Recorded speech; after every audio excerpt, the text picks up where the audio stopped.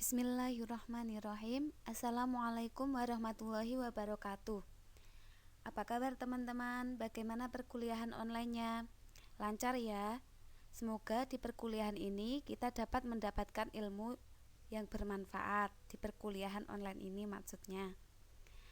Oke, kami perkenalkan teman-teman, kami dari kelompok 4 akan menyampaikan mengenai matematika diskrit bab kombinatorika.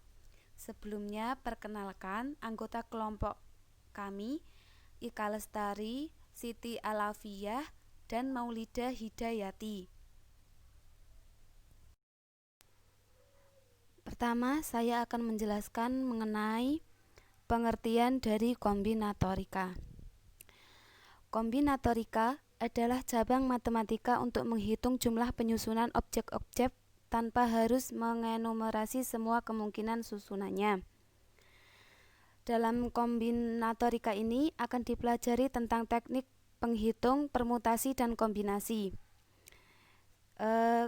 Untuk kelompok kami akan menyajikan mengenai teknik penghitung, permutasi, dan kombinasi akan disampaikan oleh kelompok selanjutnya.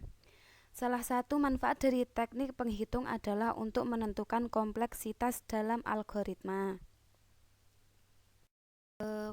Berikut adalah contoh permasalahan dari kombinatorika. Yang pertama adalah salah satu contoh permasalahannya yang dapat diselesaikan dengan kombinatorial atau kombinatorika ini adalah menghitung banyaknya kombinasi angka nomor polisi mobil, di mana nomor polisi terdiri atas 5 angka dan diikuti 2 huruf, serta angka pertama bukan 0. Cara paling sederhana untuk menyelesaikan persoalan sejenis ini adalah dengan mengenumerasi semua kemungkinan jawabannya. Mengenumerasi berarti memecah atau menghitung satu persatu setiap kemungkinan jawaban. Akan tetapi, enumerasi masih mungkin dilakukan jika jumlah objek sedikit. Sedangkan untuk persoalan di atas, cara enumerasi jelas tidak efisien. Misalnya untuk menjawab persoalan di atas, apabila kita melakukan enumerasi, maka kemungkinan jawabannya adalah sebagai berikut. Yang pertama, susunannya adalah 1, 2, 3, 4, 5 AB. Terus 1, 2, 3, 4, 5 AC, 1, 2, 3, 4, 5 BC, dan seterusnya. Lalu ada 3, 4, 5, 6, 7 MT, 3, 4, 5, 6, 7 ML, dan seterusnya. Sangat mungkin bahwa kita itu sudah lelah sebelum proses enumerasi selesai dilakukan. Nah, disinilah peran kombinatorial yang merupakan seni berhitung menyelesaikan persoalan semacam ini dengan cepat. Contoh permasalahan lain yaitu dalam permainan poker. Peluang peran seorang pemain untuk mendapatkan kombinasi 5 kartu yang ada dapat dihitung dengan cepat dengan menggunakan kombinatorial. Pada dasarnya, poker adalah permainan berdasarkan keberuntungan. Oleh karena itu, pemain yang mendapat kartu yang paling sulit didapatkan, artinya memiliki peluang kemunculan sangat kecil, adalah pemenangnya. Dengan demikian, urutan bagus atau tidaknya suatu kartu dapat dihitung secara matematis dengan menggunakan kombinatorial dan teori peluang. Selanjutnya, saya akan menyampaikan mengenai prinsip dasar hitungan. Yang pertama adalah aturan hasil kali atau the product rule. Misalkan bahwa suatu prosedur merupakan rangkaian 2 tugas, jika terdapat N1 cara untuk melakukan tugas pertama dan terdapat N2 cara untuk melakukan tugas kedua, maka terdapat N1, N2 cara untuk menjalankan prosedur. Contoh yang pertama, berapa banyak plat nomor yang dapat dibuat jika setiap plat nomor memuat rangkaian 3 huruf diikuti oleh 3 angka, dengan ketentuan huruf dan angka boleh berulang. Penyelesaiannya, karena ada 26 pilihan untuk setiap 3 huruf tersebut, yaitu huruf A sampai dengan Z, dan ada 10 digit untuk ketiga angka tersebut, yaitu angka 0 sampai 9. Oleh karenanya, berdasarkan product rule terdapat sejumlah 26 kali 26 kali 26 kali 10 kali 10 kali 10 sama dengan 17.576.000 plat nomor yang dapat dibuat. Selanjutnya, contoh yang kedua. Berapa banyak bit string dengan panjang 7 digit yang dapat dibuat? Penyelesaian. Masing-masing dari 7 bit yang dapat dipilih dalam dua cara.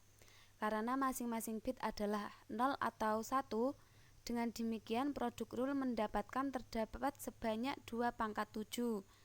2 itu dari bit yang terdiri dari 0 atau 1, dan 7-nya adalah panjang bit, yaitu 7 digit sesuai dengan soal, sehingga menghasilkan 128 bit string berbeda yang panjangnya 7 digit.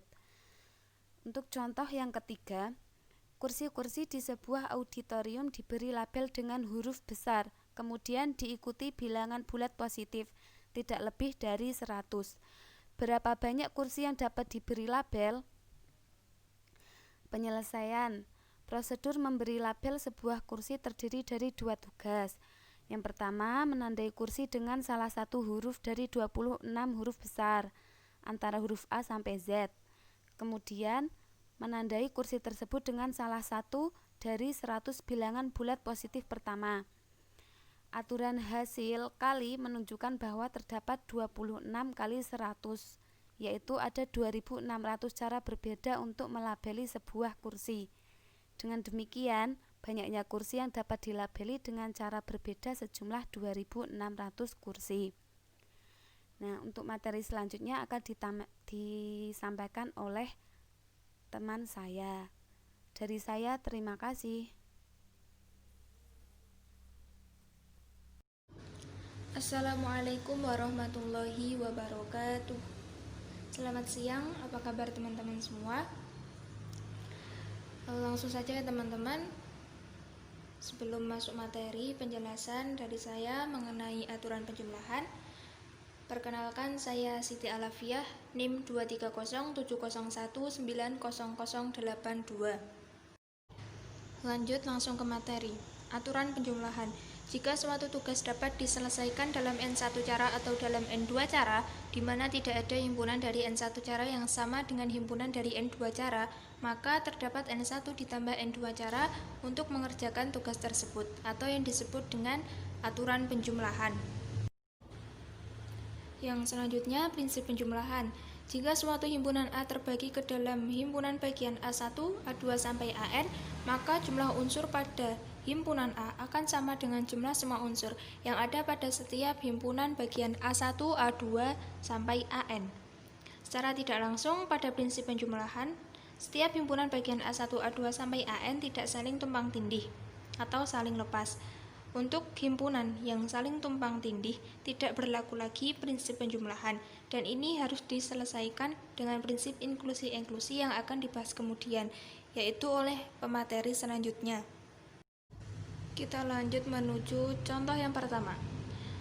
Seorang guru SD di daerah mengajar murid kelas 4, kelas 5, dan kelas 6. Jika jumlah murid kelas 4 adalah 25 orang, jumlah murid kelas 5 adalah 27 orang, dan jumlah murid kelas 6 adalah 20 orang. Maka berapa banyak murid yang diajar oleh guru tersebut?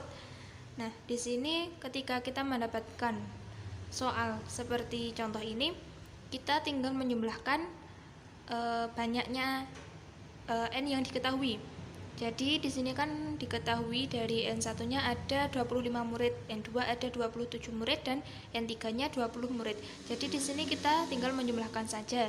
Kita tuliskan di bawah 25 ditambah 27 ditambah 20 sama dengan 72 murid. Jadi guru tersebut mengajar murid sebanyak 72. Gitu ya teman-teman. Contoh yang kedua. Seorang mahasiswa ingin membeli sebuah motor. Ia dihadapkan untuk memilih pada satu jenis dari 3 merek motor. Honda 3 pilihan, Suzuki 2 pilihan, dan Yamaha 2 pilihan. Dengan demikian, mahasiswa tersebut mempunyai pilihan sebanyak berapa? Nah, ini penyelesaiannya sama seperti yang contoh pertama tadi. Kita tinggal menjumlahkan n jumlah dari soal yang diketahui. Jadi di sini kita tuliskan N1-nya ada 3, kemudian N2 ada 2, dan N3 ada 2. Jadi kita tinggal jumlahkan saja, kita tuliskan di bawah 3 ditambah 2 ditambah 2 sama dengan 7. Jadi mahasiswa tersebut dapat memilih satu di antaranya 7 pilihan yang sudah tersedia. Demikian tadi penjelasan materi mengenai aturan penjumlahan dari saya. Gimana teman-teman, mudah sekali kan materi tentang aturan penjumlahan ini? Nanti kalau ada yang belum paham atau kurang jelas bisa ditanyakan. Sekian penjelasan dari saya, kurang lebihnya mohon maaf yang sebesar-besarnya. Sekian dan terima kasih. Wassalamualaikum warahmatullahi wabarakatuh.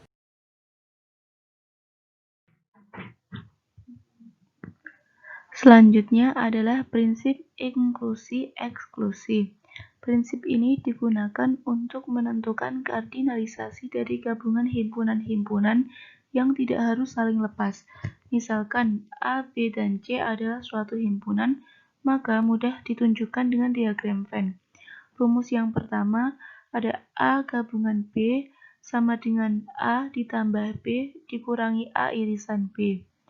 Rumus yang kedua, A gabungan B gabungan C sama dengan A ditambah B ditambah C dikurangi A irisan B dikurangi A irisan C dikurangi B irisan C ditambah A irisan B irisan C. Contoh, pada sebuah klub olahraga diketahui bahwa 10 orang menyukai tenis, 15 orang menyukai squash, 12 orang menyukai badminton, 5 orang menyukai tenis dan squash, 4 orang menyukai tenis dan badminton, 3 orang menyukai squash dan badminton, dan 2 orang menyukai ketiga olahraga. Pertanyaannya, berapa banyak anggota klub yang menyukai sedikitnya satu dari ketiga cabang olahraga ini? Jawab, misalkan T, S, dan B secara berturut-turut adalah himpunan anggota klub yang menyukai tenis, squash, dan badminton.